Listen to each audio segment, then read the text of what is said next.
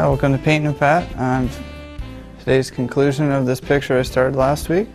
I'm going to grab a dark purple to start. And I'm just going to throw a cloud up in here. Doing a little left to right motion as I do it. And maybe little circles help too. And I'm just going to pull different clouding effects over here. Sort of mixing it in wherever I need be. A little over here, a little over here.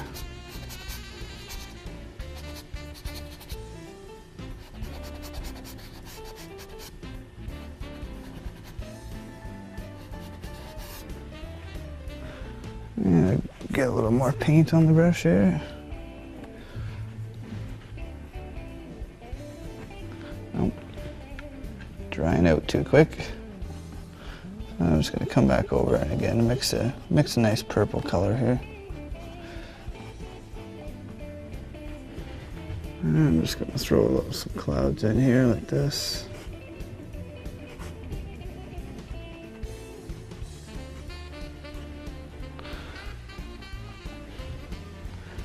Get a lot finer as they come into the forward, or go into the distance rather.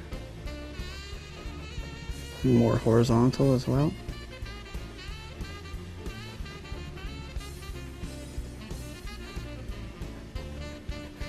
And we're just bringing it out.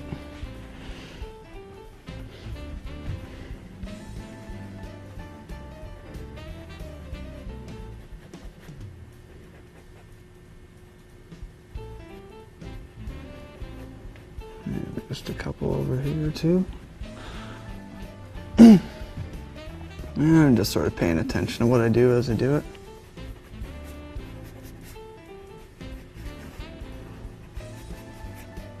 Scruffing it up here and there. And bring it over here.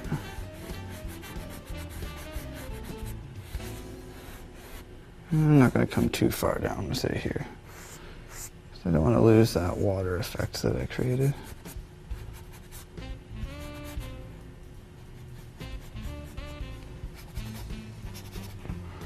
Okay, and scuff it up. Maybe a couple over in here, just to, there we go. Okay, well, I see one more spot actually. Break it up in here. A little more water.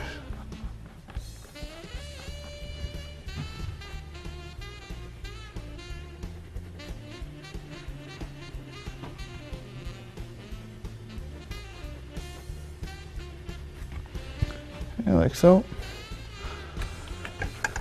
And I'm gonna grab another brush here. Let's see this one. And I'm gonna mix up a nice pink, hot pink color.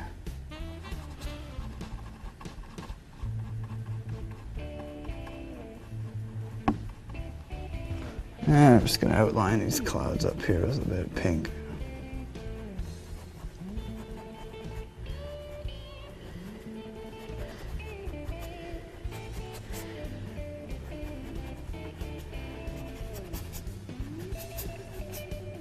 It's just going to catch here and there.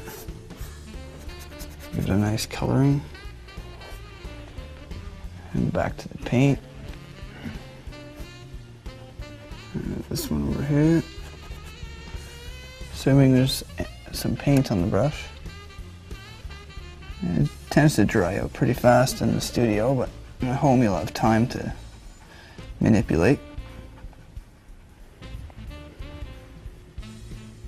And I'm just tracing the bottom of these clouds here and breaking it up. And mix it around in the middle. Get different things happening with the sky and the atmosphere. And just scoot it up the middle there. That's good enough for now. And I'm going to come over here and grab my old fan brush. And I'm going to mix up a good black.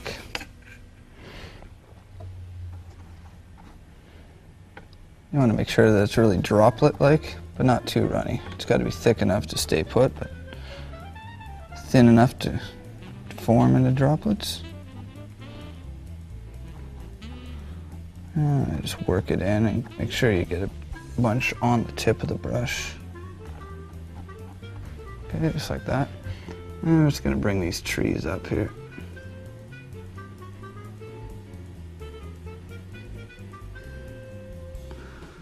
And a bunch of foliage. Maybe a little more watery, just to get the right effect.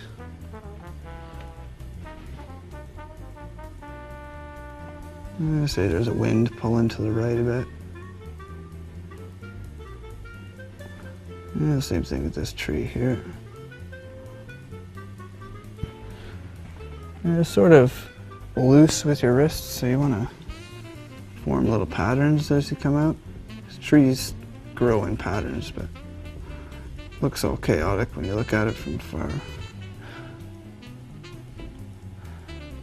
And bring it down a bit. Maybe a little tree over here too. Change it up.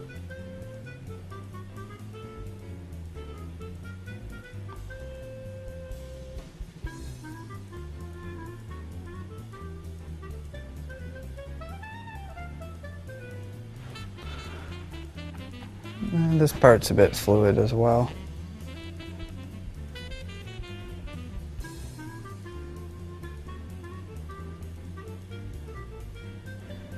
And maybe just a little bush growing up here. And do the shadowing. Just so it gives you somewhere to pull into.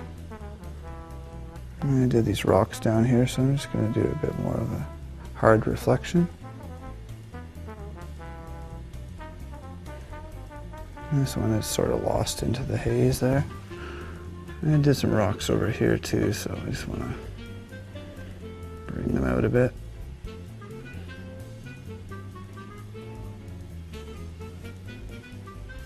Just like that.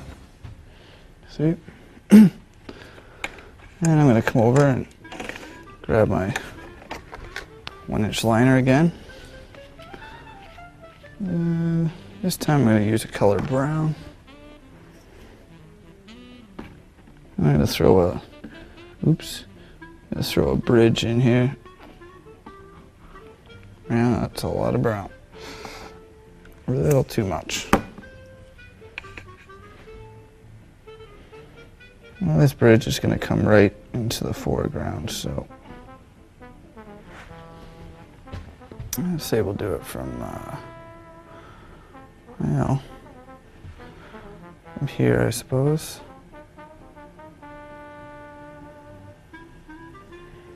Just like that. Make sure you get down to the bottom. And back to the paint. So it's going to be just a little arched rainbow style bridge. As it comes closer, you're going to pull it out like this.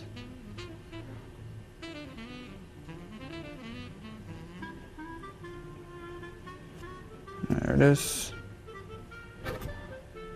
And we're going to do little boards that come this way, left to right.